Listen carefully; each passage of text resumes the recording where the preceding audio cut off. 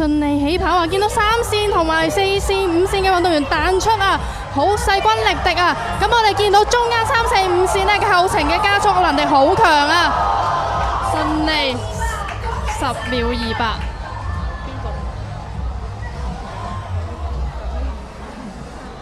我見到好似唔係。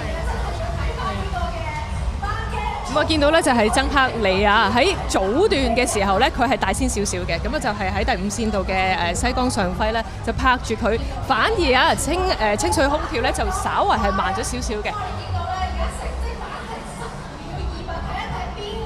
咁啊去到最後嘅階段啦，見到就係曾克里衝到上嚟。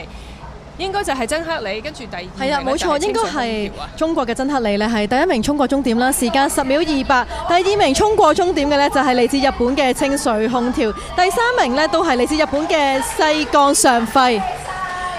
咁見到曾克里呢係後程臨尾加速啦，即係我哋啱啱所講嘅每個人嘅必殺技唔同啊，佢用翻佢必殺技同埋運用身形嘅優勢，跟住最尾呢就成功力壓咗其他2位選手。